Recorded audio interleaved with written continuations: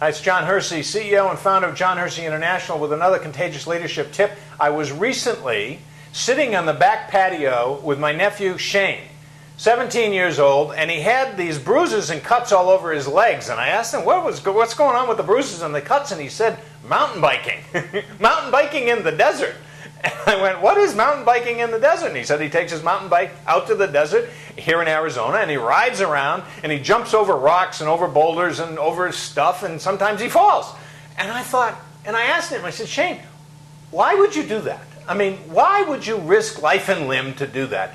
And I expected him have to say, well, I don't know, being a 17-year-old, at least he was then. And he was very thoughtful, he considered it, and he said, because of the adrenaline rush. I said, what? He said, the adrenaline rush. He said, what happens is when I'm sort of in midair, I get this rush of feeling terrified and exhilarated at exactly the same moment in time. And what I try to do is recreate the rush.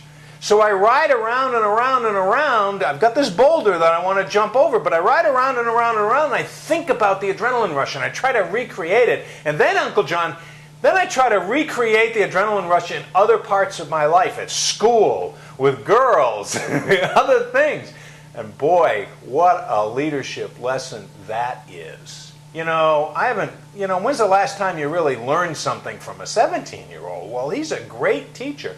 Because in this difficult and challenging times in our economy, many of us have lost the reason why we get up in the morning. We think it's the paycheck. We hope that it's job security or whatever it might be. We seem to have lost it. It's the adrenaline rush. We need to pull a Shane. We need to figure out what it is that gets us up in the morning and then apply that every day so that we're focused on what it is that we really want, rather than being focused on all the bad news that's going on out there. And that'll drive us forward to improve our productivity, to improve our performance, to improve our leadership, to improve our relationships with other people, to make us happier, to make us feel better. It will change the game.